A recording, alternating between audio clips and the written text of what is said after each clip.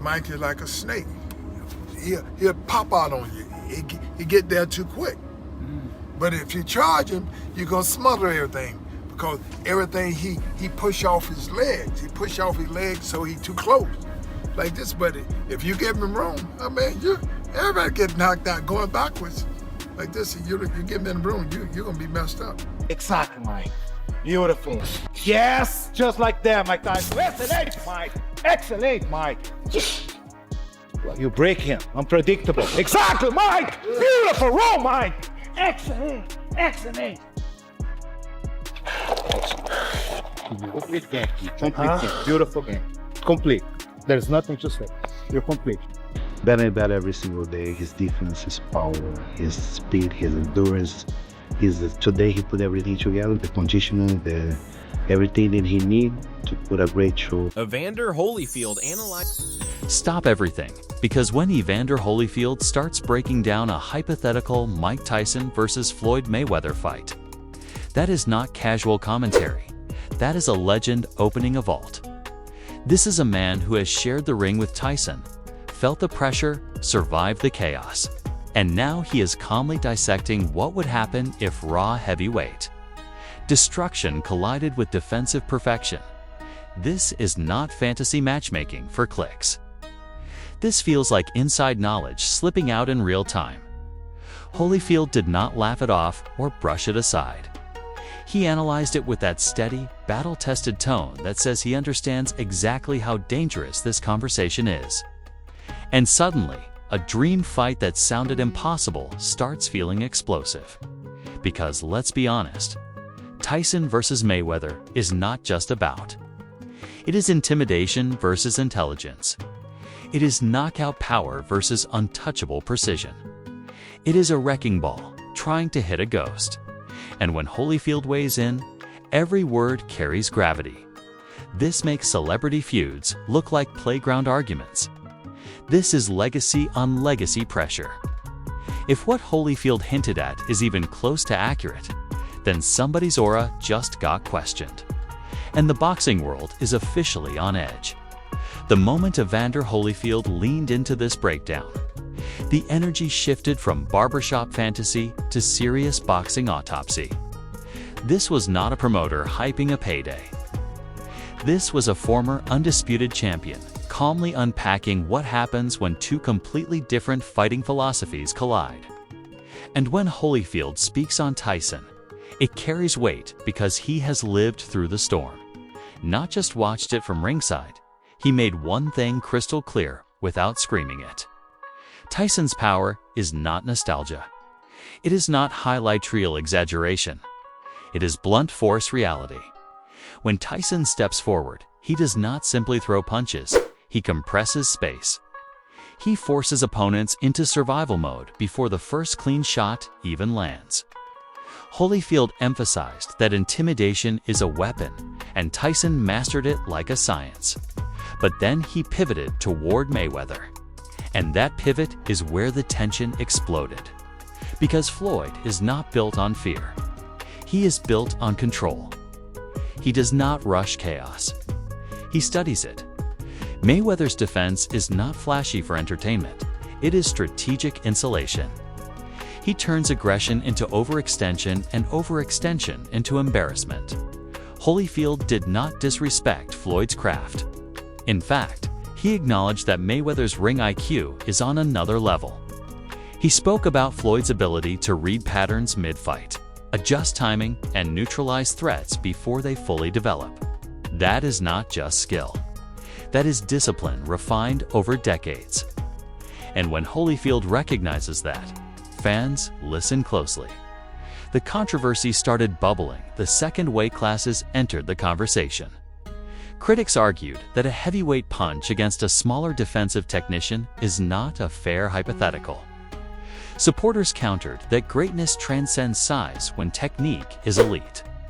The debate instantly divided boxing fans into camps that refused to budge. Holyfield's credibility added gasoline to the fire. He has felt Tyson's speed in close quarters. He knows what it means when Tyson cuts off the ring and compresses distance. That insight alone made his breakdown feel less like opinion and more like warning at the same time. He refused to dismiss Floyd's survival instincts. Mayweather does not stand still. He shifts, angles, anticipates. Holyfield suggested that if anyone could make a heavyweight miss repeatedly, it would be someone with Floyd's defensive reflexes. That statement alone sparked endless arguments online. The internet responded like it was fight week. Clips of Tyson demolishing opponents in the 1980s resurfaced everywhere. Side-by-side comparisons of Floyd slipping punches against elite welterweights flooded timelines. People were not just debating. They were presenting evidence. Holyfield's tone remained measured, which ironically made the situation more dramatic. He was not shouting predictions. He was dissecting possibilities. He hinted that early rounds would be dangerous territory for Floyd because Tyson's explosiveness thrives in chaos. But he also implied that if Mayweather survived that initial storm, the dynamics could shift dramatically. That dual possibility is what makes this hypothetical so volatile. It is not one-sided fantasy. It is collision theory. Raw force against technical mastery. Pressure against patience. Holyfield framed it like a chess match, where one wrong move changes everything instantly. Fans started calculating scenarios. Some argued Tyson would end it within 3 rounds, overwhelming Floyd before adjustments could settle in. Others insisted Floyd's defensive timing would frustrate Tyson into mistakes, turning power into wasted energy. The back and forth felt like a courtroom battle for boxing philosophy. Holyfield subtly highlighted something deeper. He suggested that psychological composure would matter just as much as physical ability. Tyson thrives on dominance. Floyd thrives on control. If either fighter loses their mental edge, the fight swings dramatically. That layer added intellectual weight to the debate. The speculation intensified when analysts began discussing conditioning and stamina. Tyson's historical pattern of explosive early aggression contrasted with Floyd's reputation for pacing and longevity. Holyfield's breakdown implied that time itself could become a weapon inside that ring. Suddenly, this was not just about fists. It was about endurance, adaptability, and ego management. Holyfield did not crown a definitive winner. He painted a landscape of variables. That ambiguity is what ignited the culture, because once a legend suggests that either man could be exposed under the right conditions, the aura around both starts trembling slightly. And in boxing, aura is everything. It shapes fear. It shapes expectation. It shapes betting lines before punches are even thrown. Holyfield did not shout sensational headlines. He delivered calm, calculated insight. And somehow, that restraint made the scenario feel even more explosive. The more he explained, the more the world leaned forward. The biggest takeaway from his breakdown was not a prediction. It was a reminder that styles create chaos. And when two icons with drastically different blueprints collide, certainty disappears. This was no longer a playful fantasy. It felt like a blueprint for a war that could rewrite narratives. And if the boxing world was quiet before, it is not quiet anymore. The moment Holyfield's breakdown started circulating, the internet reacted like someone had just announced a surprise pay-per-view at midnight. Sports analysts, former champions, celebrities, and even casual fans suddenly transformed into tactical geniuses with slow-motion breakdown threads. It was not just conversation. It was a digital riot of opinions, flying faster than a Tyson uppercut. Memes exploded across timelines with savage creativity. One showed Tyson as a charging freight train and Mayweather as a magician stepping aside while casually checking his watch. Another painted Floyd as a defensive wizard turning heavyweight punches into thin air. The humor was brutal, but beneath the jokes was real tension. Nobody agreed on anything except that the matchup felt dangerously fascinating. Celebrities chimed in like they were ringside commentators waiting for the bell. Some praised Tyson's raw intimidation factor, claiming that no amount of technical mastery can survive that kind of forward pressure. Others defended Floyd's ability to make elite fighters look average by controlling pace and rhythm. The cultural divide felt generational, with nostalgia clashing against modern precision. What made everything louder was the debate about size versus skill. Critics insisted a heavyweight's power would be too much for any smaller defensive master to endure. Supporters fired back, arguing that boxing history has always proven that timing can dismantle brute force. The clash of philosophies felt like two different eras of boxing arguing through keyboards. Holyfield's name kept resurfacing in every argument. Fans quoted his words like scripture, dissecting every pause and inflection. Some claimed he subtly leaned toward Tyson's explosive threat. Others argued he respected Floyd's intelligence more than people realized. The ambiguity in his tone became the fuel that kept speculation burning. Then came the breakdown videos. Slow-motion clips of Tyson's peekaboo movement flooded social feeds, highlighting how quickly he closes distance. Immediately after, footage of Mayweather slipping punches by millimeters circulated as proof that he rarely absorbs clean shots. It felt like two highlight reels preparing for a cinematic collision. Public outrage and excitement blended into one chaotic wave. Purists argued that weight classes exist for a reason and that fantasy scenarios should not distort boxing logic. Meanwhile, entertainment-driven fans claimed this would be the biggest spectacle since heavyweight showdowns ruled prime time. It stopped being a debate and started feeling like a cultural referendum. The comparisons grew wilder by the hour. Some described the potential fight as a wrecking ball trying to hit a laser pointer. Others called it a hurricane attempting to catch a shadow. Exaggeration ruled the timeline, but it kept engagement skyrocketing. Boxing had not felt this collectively energized in years. Even promoters and media personalities hinted that if enough noise builds, money listens. That whisper alone sent fans into overdrive. Because once financial interest enters the chat, hypotheticals start inching toward negotiation tables. The thought of contracts being quietly discussed behind closed doors made the tension feel dangerously real. The most dramatic twist came from debates about psychology.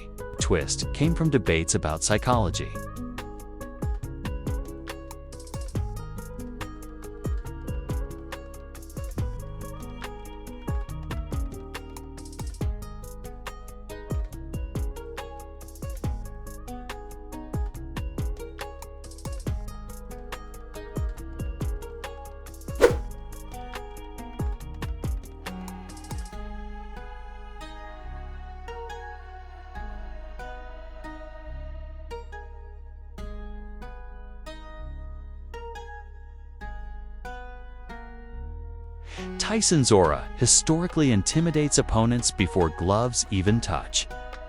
Mayweather, however, has built a career on staying emotionally untouched by pressure. Holyfield's earlier point about composure resurfaced repeatedly. If intimidation fails, what happens next? If defensive mastery cannot fully neutralize aggression, who blinks first? The boxing world loves certainty, but this scenario offered none. That uncertainty is what turned Holyfield's analysis into a wildfire. Every scenario presented a new layer of unpredictability. Early knockout chaos. Late round chess match. Frustration boiling into mistakes. Every outcome felt plausible, which only intensified obsession. As days passed, the conversation did not cool down. It expanded. Analysts debated stamina curves. Former trainers weighed in on hypothetical game plans. Fitness experts compared physical primes. The sport had not experienced this level of cross-generational speculation in a long time.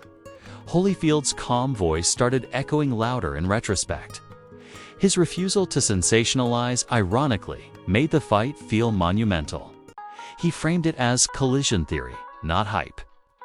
That distinction elevated the discussion beyond fantasy and into serious strategic territory. And through all the memes, arguments, and viral clips, one truth became undeniable. The mere idea of Tyson versus Mayweather reignited passion across the boxing community. Whether realistic or not, the debate alone carried heavyweight impact. The storm was no longer hypothetical noise. It was sustained cultural electricity. And with each passing hour, the anticipation felt less like playful imagination and more like a loaded possibility waiting for the right spark. As the debate kept roaring, something bigger than a fantasy fight started taking shape. Reputations were being weighed in real time, not by judges in a ring, but by millions of voices online. Tyson's aura of destruction was being re-examined under a microscope, while Mayweather's defensive brilliance was being stress-tested in hypothetical slow motion. The conversation alone was powerful enough to shift narratives. Holyfield's breakdown unintentionally reopened old chapters. People revisited Tyson's most dominant knockouts and contrasted them with the moments where pressure unraveled him. At the same time, they rewatched Mayweather's masterclasses, pointing out how he neutralized aggression round after round. The more footage resurfaced, the more layered the debate became. The cultural impact stretched beyond pure boxing technique. This clash symbolized two philosophies of greatness. Tyson represented overwhelming force and intimidation that ends nights early. Mayweather embodied control, precision, and long-term dominance without reckless risk. Fans were not just arguing about a fight. They were defending their definition of excellence. Business implications also started creeping into the narrative. Even as a hypothetical, the numbers being thrown around were astronomical. Commentators speculated that nostalgia combined with undefeated mystique could shatter streaming records. That financial gravity made the fantasy feel dangerously plausible. Money has a way of turning imagination into negotiation. Holyfield's credibility continued anchoring the discussion. Because he has felt Tyson's ferocity firsthand, his respect for Mayweather's intelligence carried serious weight. He did not diminish either legend. Instead, he exposed how thin the line between dominance and vulnerability can be. That balance added complexity rather than clarity. The psychological element became the focal point in the aftermath. Tyson thrives when momentum builds in his favor. Mayweather thrives when rhythm bends to his control. If the fight ever materialized, the first shift in tempo could determine everything. One moment of overcommitment. One defensive lapse. One perfectly timed counter. Public perception also began shifting subtly. Some fans who once dismissed the idea started admitting that the stylistic contrast made it compelling. Others grew defensive, insisting that weight disparities make the debate unrealistic. The polarization intensified engagement rather than reducing it. What makes this saga fascinating is that it thrives without an official contract. Holyfield's breakdown alone was enough to spark a global conversation that proves the power of legacy. When icons collide, even hypothetically, the sport feels alive in a way highlight reels alone cannot achieve. If such a fight ever happened, the outcome would reshape how eras are compared. A Tyson victory would reignite heavyweight mystique and validate raw intimidation as timeless. A Mayweather triumph would cement defensive genius as superior even against brute strength. Either result would rewrite boxing barbershop debates for decades. Holyfield left the conversation without a dramatic verdict. He did not crown a champion.